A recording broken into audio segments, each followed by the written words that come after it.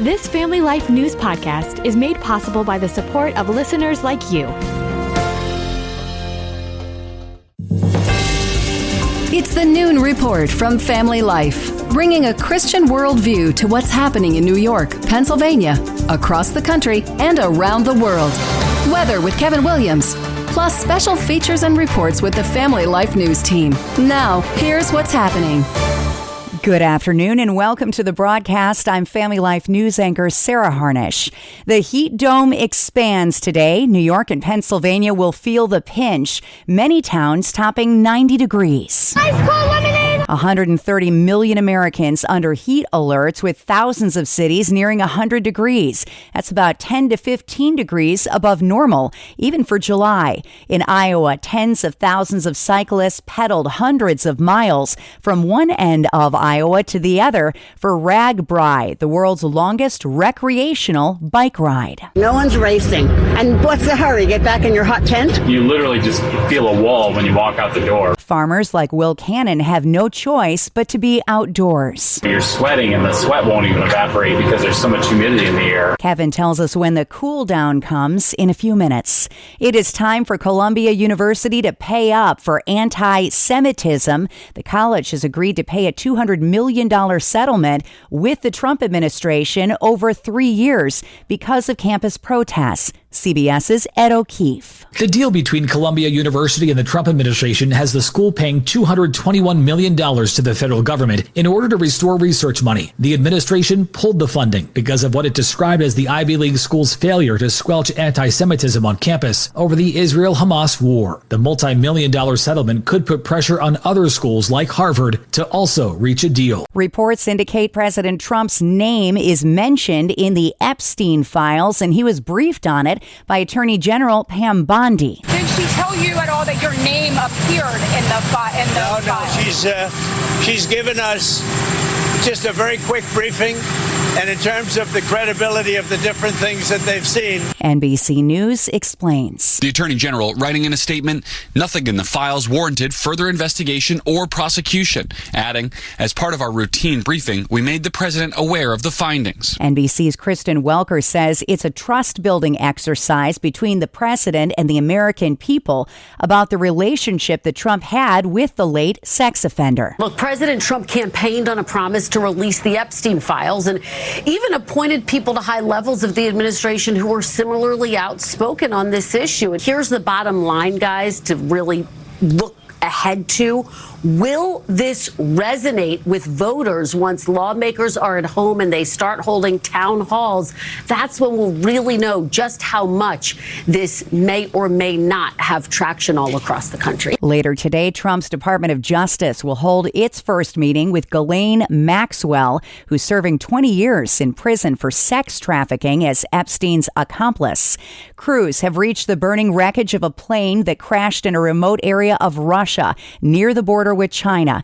Dozens of passengers are feared dead. NBC's Molly Hunter. So the crash happened in the remote Amur region in Russia's Far East. Russia state media publishing video of the thick smoke rising from the crash site, that very dense forest, making it really hard to access for first responders. It was a passenger plane carrying at least 40 people. And at this stage, emergency services don't believe there are any survivors. Back in the U.S., 3 Ohio police officers were hurt yesterday in what's being called an ambush. Officers were sitting in their patrol car eating lunch when they were shot with a high-powered rifle. He was laying in wait and opened fire with multiple rounds at both of the officers who were sitting in their vehicles. This was an ambush situation. Police say the suspect was killed when officers fired back. Another court is blocking the Trump administration from limiting birthright citizenship. In a 2-1 ruling Wednesday, the 9th U.S. Circuit Court of Appeals found Trump's executive order violates the 14th Amendment of the Constitution, which grants citizenship to anyone born in the U.S. It is the second court to block Trump's order. The Trump administration administration is halting an Obama-era proposal that would have created a national speed limit for 18-wheelers. The plan has been in the works since 2016, when federal regulators said limiting trucks to 65 miles an hour could save hundreds of lives annually and save truckers over $800 million in fuel and emissions costs.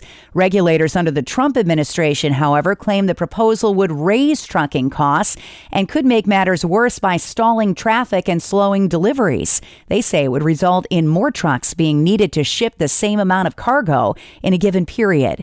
Uber is launching a new feature in the U.S. that pairs women drivers and riders. The rideshare company will begin piloting the feature in Los Angeles, San Francisco, and Detroit next month, marking its latest move to address safety on the platform. The company said the rider's preference isn't guaranteed, but the feature increases the chances women will be paired in the app. I'm Matt Mattinson. And there's good news for those who don't get 10,000 steps a day in. Researchers say you can actually lower your goal and still get health benefits. NBC's Kristen Welker. A new study out there in Australia says you can reduce your risk of heart disease, dementia, cancer, and other major health issues by taking just 7,000 daily steps. The researchers report the people who took that amount lowered their risk of death from all causes by 47%. Still to come on the Noon Report, there are heat advisories in dozens of counties in New York and Pennsylvania. We'll tell you where.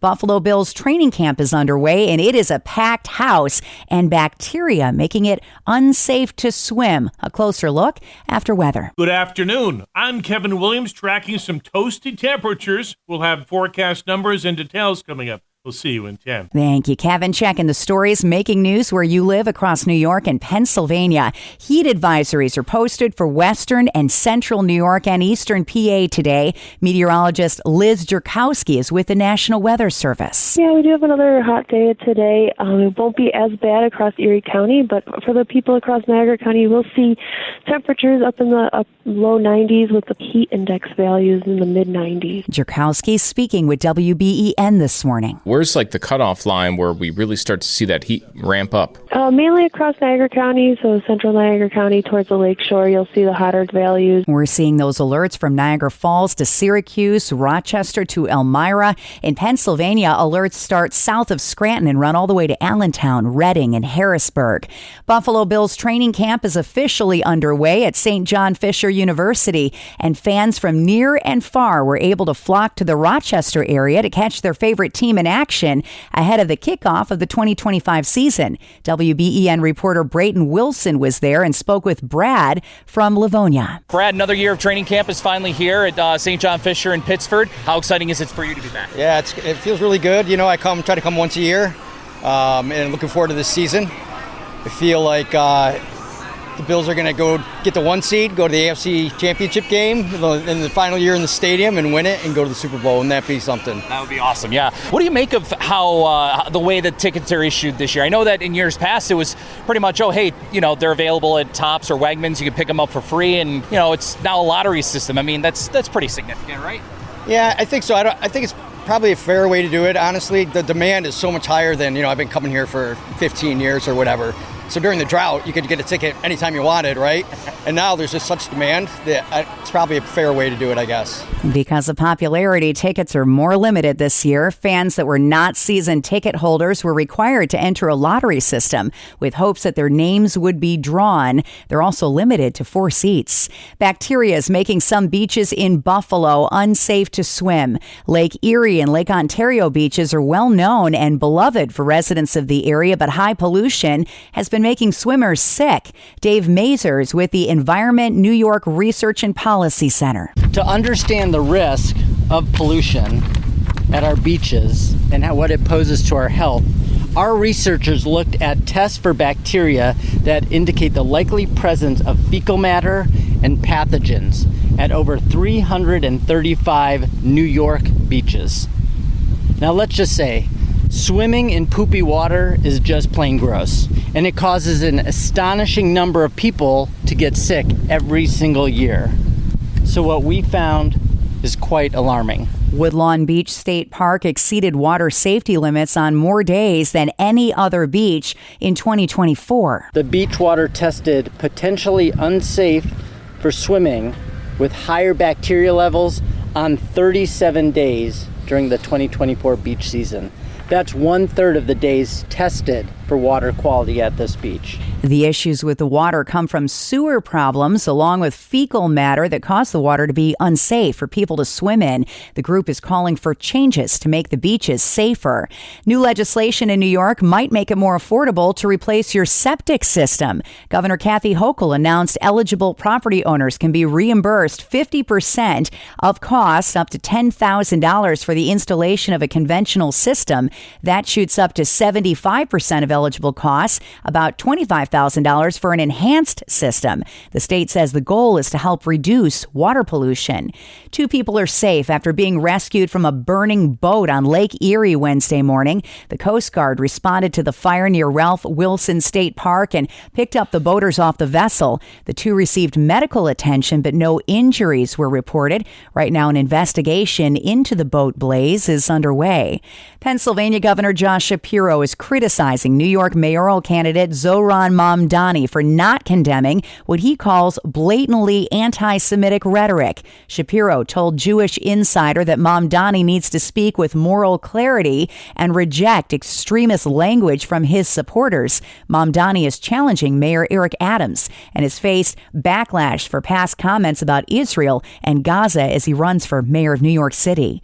New York Congressman Joe Morelli introduced a constitutional amendment to reverse a recent U.S. Supreme Court decision. Jeremy Miller has that story. Yes, Sarah, the decision by the High Court grants presidents immunity to certain criminal prosecution and gives them absolute immunity from prosecution for official acts that occur while in office.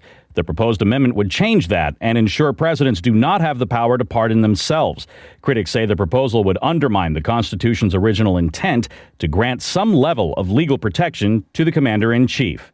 Jeremy Miller, Family Life News. And energy prices will set a new record high in 2026 in Pennsylvania. PJM, the regional organization that manages the electric grid for all of PA, set its auction cap price this week for the upcoming year. It's more than $329 per megawatt day. That's 22% higher than last year. And Julie Ramos with the Sierra Club tells WFMZ the price hike proves the system needs reform. We need to move with the times. We need to meet the market where it is. And that is a lot of developers trying to bring reliable, clean energy projects here with battery storage, right? A lot of that is what is being stuck. That's your local news. And this is the Noon Report on Family Life. Sports next with Randy Snavely. Good afternoon, I'm Randy Snavely. Sarah, the Yankees played one of their sloppiest games of the year, and it was against the team they are chasing. That's not a good recipe for success. A combination of 4 errors by New York, and then Chris Bassett fanning 8 over a season-high 7 1/3 innings pitched. Well, that kind of did the Bronx Bombers in. Aaron Judge did hit his 37th home run of the season, and Jason Dominguez added a solo shot, but the Yankees lost for their 7th time in 10 games against Toronto, 8-4 your final. Pete Alonso led the Mets to a 3-game sweep of the Angels. Alonso hit a 3-run blast to power the Amazons to a 6-3 victory. Brandon Nimmo also went yard, and Francisco Lindor had a pair of ribbies. In the city of brotherly love, the Phillies were feeling the love, and then they weren't. Philadelphia up 5-0, and Jesus Luzardo was cruising. He hadn't given up a hit until the 5th inning, but that's when the love disappeared. Romy Gonzalez hit a granny, and Boston took a 6-5 lead. The Sox won the game in the 11th on a Carlos Narvaez 2-run home run, 9-8 your final. Spencer Horwitz hit his first career granny to lead the Tigers past the Pirates 6-1. And how about the Colorado Rockies? They ended what turned out to be the 3rd longest streak in history. They shut out St. Louis 6-0. That's their first shutout in 220 games. Other winners, the Reds, Marlins, Giants, Royals, Astros, Brewers, Dodgers, Guardians, White Sox, and Rangers. On to NASCAR, Denny Hamlin complained about a surfboard he had to sign because it was on the floor. The 44-year-old Hamlin cracked he might not be able to get back up. Well, he did, and the other drivers are sad he did. He took the checkered flag at Dover. That is a look at sports. Still to come on the Noon Report, Baptize America has officially broken a record for the most water baptisms at the same time. We sit down with the guy that organized it next. Welcome to Breakpoint, a daily look at an ever-changing culture through the lens of unchanging truth. For the Colson Center, I'm John Stonestreet. On July 16th, Alliance Defending Freedom filed a federal lawsuit on behalf of Eric and Sarah Smith, the owners of Born Again used books in Colorado Springs. The suit asserts that Colorado's Anti-Discrimination Act violates the First Amendment rights of citizens by compelling speech that goes against conscience. Under the new law, all places of public accommodation are required to refer to people however they demand, including so-called preferred pronouns, and also that so-called misgendering or dead naming could lead to legal action. The Smiths lawsuit argues that independent bookstores like theirs have always served as places where ideas can be cultivated and discussed. Thus, and I quote, the government has no business infringing on that editorial discretion or telling bookstores what to say, what views to affirm, or what sides to pick in ideological debates, end quote. That's exactly what the law does, and not just for bookstores. Here's how the ADF statement about the case puts it, quote, although Born Again Used Books happily sells its products to everyone, Colorado now compels the bookstore to speak using pronouns and titles based on a person's preferred gender expression, thereby requiring the store to prioritize a person's professed identity over biological reality. That violates the Christian bookstore's beliefs and the First Amendment, end quote. Well, I've known Eric and Sarah Smith for about 2 decades now. In addition to running Born Again Books, Eric's a full-time pastor and Sarah homeschools their children. They are wonderful people. And yet the state of Colorado seems committed to targeting wonderful people, especially if they are people of faith. Thankfully, ADF continues to be there to help push back against this overreaching state. It all began, of course, with Jack Phillips, the baker who's been in and out of litigation for well over a decade now. After going all the way to the Supreme Court and winning, the Colorado Civil Rights Commission went after Jack Phillips again. Even after dropping their case, the state then allowed a transgender man who believes he is female to target and repeatedly harass Jack. Given that context and so many more cases since, it's important that anyone who is willing to push back against the state of Colorado, especially legislators and bureaucrats, will first count the cost. The state of Colorado has doubled down on radical transgender ideology in particular, something that hardly anyone ever believed just a few years ago, and something that increasingly few are still willing to support today. And yet, despite having lost so much ground scientifically, medically, and culturally on this issue, the state has chosen to attempt to force citizens into compliance. Earlier this summer, the state backed down from attempting to force Camp Idrahaji, a Christian overnight camp, from forcing female campers to share their private facilities with males. That's good news. However, given that this new regulation specifically targets places of public accommodation, especially storefronts, it's not clear whether or not the state will back down in the case of Born Again Books. There's good reason to think that if the Colorado courts do not uphold the Smiths' freedom of speech and religion, the Supreme Court would. But that journey between here and there is quite a long one. So please pray for the Smiths and for Born Again Used Books. The protections of the First Amendment apply to everyone, no matter the political leanings of the state. If you live in or near Colorado Springs, stop by Born Again Used Books. Give them some business. And you can always learn more about their case at adflegal.org. For the Colson Center, I'm John Stonestreet with Breakpoint. Today's Breakpoint was co-authored with Dr. Timothy Paget. And for a version of this commentary that you can print out or share with others, go to colsoncenter.org/radio. Good afternoon. Here is your Family Life regional weather forecast for this afternoon. It's hot, humid, mainly sunny. High temps mid-80s to mid-90s. Muggy tonight. Late night showers and thunderstorms for some. Low temps, low 70s. Showers and rumbles tomorrow. Muggy, highs in the 80s. Low 90s in eastern Pennsylvania. And then on Saturday, some sunshine in New York State. Just a slight shower chance. Better chance of showers and rumbles in Pennsylvania on Saturday with high temperatures in the 80s. Thank you, Kevin. This is the Noon Report on Family Life. I'm your host, Sarah Harnish. 650 churches all across America have broken the record for the number of water baptisms in a single day. It's called Baptize America. Let's learn more.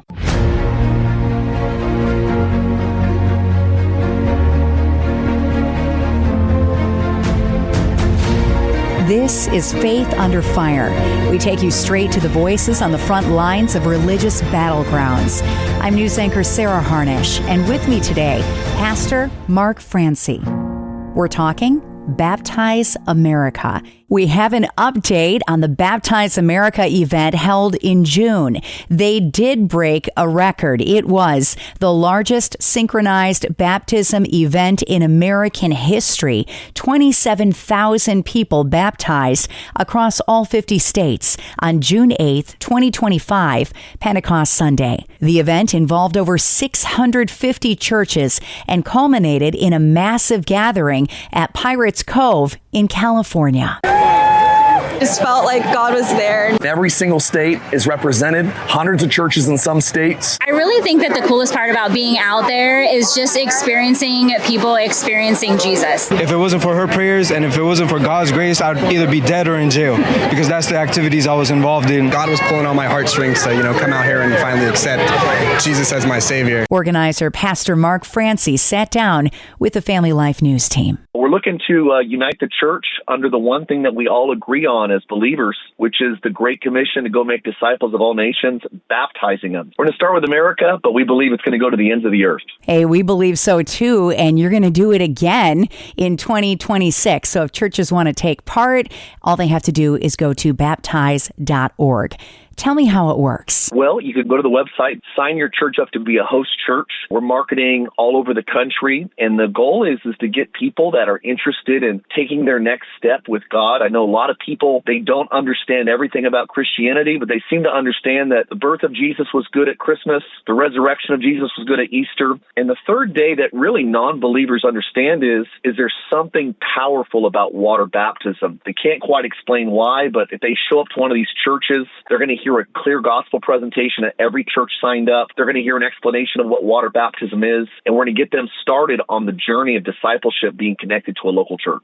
I've watched from afar what you guys have been doing in California, and it's pretty crazy. You're just dunking people in the ocean right out on the beach. It has been a wild couple of years, to be sure. It started at Pirates Cove, the historic landmark of the Jesus Revolution. The great Greg Laurie and Chuck Smith, probably most people have seen imagery there. We started there 3 years ago, baptized almost 4,200 people that day, and then really in 3 days, we've seen almost 24,000 people get water baptized. We went to Huntington Beach the last 2 years on the day of Pentecost, united hundreds of churches. We thought if God could do it in California, certainly He could do it in Tennessee or Texas. And so we're excited to see what God started here in California. And once again, kind of like the Jesus Revolution, it's new, it's different.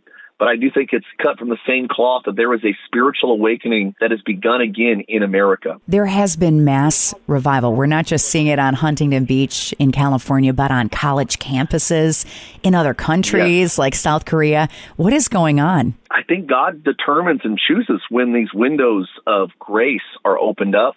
We actually had Tanya Pruitt, that leads a lot of the college revivals that are happening in America, came and was a part of our event. But it just feels like the time is right. There's been a darkness lingering over our land. And historically, revival doesn't come out of times of prosperity and peace. It usually comes out of unrest and turbulence. And I think COVID really was the perfect cocktail of darkness and wickedness and so many things that were divisive racially, politically. And I think even looking at when it started to be targeted towards children and men and women's sports, it just got to the point that everyone started calling what was bad good and good bad. And I just think it woke up a sleeping giant that the church is really beginning to rally. And I think God's really responded to the prayers of the church these last 5 years. Why do the largest synchronized baptism in history?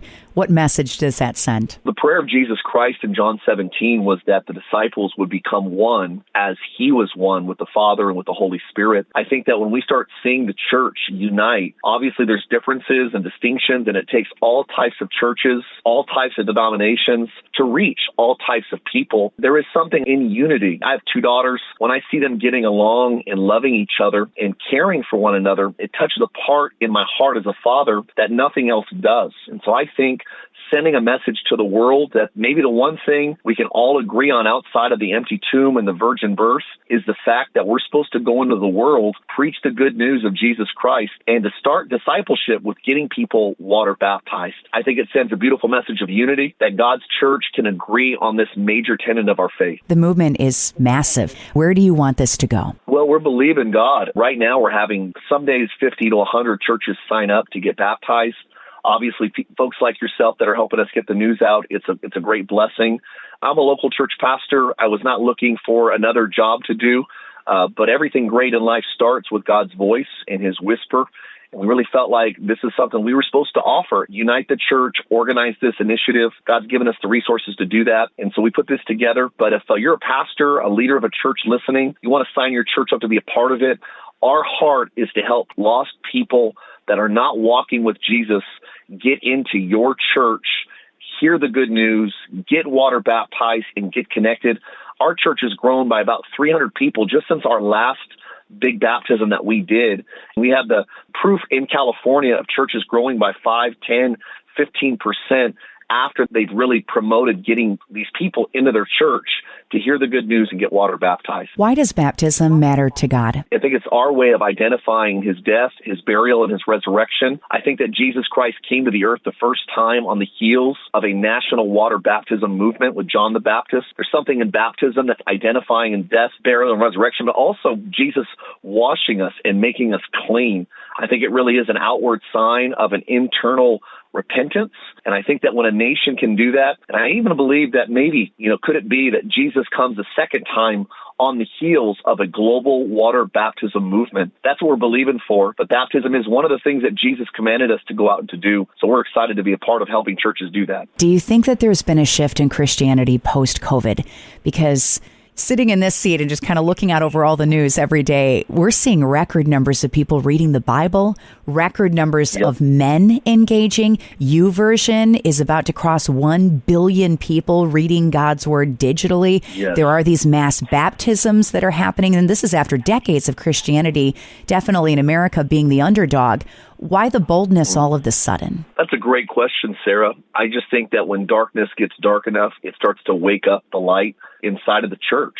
Jesus said that we're supposed to be called a city on a hill, that we're salt. And, salt seasons, it preserves. I think salt also makes people thirsty. There's something about what God's doing right now that's making the world thirsty for more of him. I'm excited. I think that we're living in, we'll look back on in 20 years and call the roaring 20s of God moving and breathing and reviving not only states and nations, but I think to the nations of the earth. Really excited about it. I think the best is yet to come for sure. Is there a baptism story that's touched you personally? Oh, man. I don't think we have enough time on this program to talk about all of them. One that was actually near and dear to my heart, kind of a cool story, was a gentleman in our church, showed up on a Sunday, ended up giving his life to Jesus a few weeks afterwards, but really was a part of bringing down organized crime in America, in New York. Sammy the Bull, we did a documentary with him since then. They're making a movie about his life, but I think Sammy has been a part of 19 murders, lived a really dark life, and now is in the sunset years of his life and made a conscious, willful decision, counted the cost, that I want to become a Jesus Christ follower and believer. Sometimes as a preacher, we say that, the love of God and the grace of God is accessible to everybody, but to actually be able to sit down and look into someone's eyes that's lived a life that's been that dark intentionally, and now making a conscious decision that the grace of Jesus Christ is still strong enough, his love is still great enough to give even someone like Sammy a second chance. I think it's beautiful, and I was able to baptize him, and they're saying it's going to be the last scene in the movie of his life. Is Denzel Washington's best friend is making the movie about his life director. And he said, that's how we want to close out your movie, Sammy, is with you getting baptized, giving your life to Jesus at the end of your life. That story for me, seeing someone go from the mafia to the message of Jesus Christ, has been a beautiful story of redemption. Why does baptism mean so much to you? Well, I was changed by obeying the voice of Jesus to get water baptized. My story was I gave my life to Jesus started Bible college, never thought I'd do any of that. And about a year after I gave my life to Jesus, I finally took the next step to get water baptized. I can attest there was a power, there was a grace that I stepped into the day I got water baptized. There was some lingering sin, lingering habits that didn't fall, didn't really lose their grip on me until I got into the waters of baptism. So I've lived this out. It's been a practical thing that I've seen change my life, and I think it changes everybody else's. So I believe as a firsthand witness that if it could change me the way that it did, set me on the right path to move and follow Jesus, get connected to a church, really become a disciple of Christ, that it can do the same for hundreds of thousands, millions of people, and get the word out that Jesus Christ Church is united, and water baptism is the first step into a great life of following Him. Learn more at baptize.org. That's Pastor Mark Francie. You can hear the full interview online anytime at familylife.org under podcasts and Faith Under Fire. Weather next with Kevin Williams. Good afternoon. Here is your Family Life regional weather forecast. Well, our weather has certainly turned after that nice, crisp, early hint of fall of late. The heat and humidity are building now, and the result will be temperatures pushing, if not exceeding 90, and heat indices even higher. It'll be rain-free today, but some showers and storms come our way later tonight and tomorrow ahead of a cold front. That front will only drop temperatures a bit heading into the weekend. So for this afternoon, it's hot, humid, and mainly sunny. High temps mid-80s to mid-90s. Muggy tonight, late-night showers and thunderstorms for some, low temps, lows 70s. Some showers and rumbles tomorrow, muggy, highs in the 80s, low 90s in eastern Pennsylvania. And then on Saturday, some sunshine in New York State, just a slight shower chance, better chance of showers and rumbles in Pennsylvania on Saturday, with high temperatures in the 80s. Thank you, Kevin. Looking forward to that cool off. Finally, at noon today is National Drive-Thru Day, an easy stop at a store or a restaurant since the 1930s. But as Bree Tennis tells us, it might not be the quickest option. The Food Institute says nearly half of us will avoid a business if it doesn't have a drive-thru. But is that the right choice? McDonald's says the average drive-thru wait time is nearly 7 minutes, but 5 minutes or less at the counter. I'm Bree Tennis. Might just want to walk in the front door. And that's the world that we live in for Thursday, the 24th of July. I'm Sarah Harnish, and this is Family Life News. You've been listening to the Noon Report, heard weekdays on Family Life. Thank you for listening.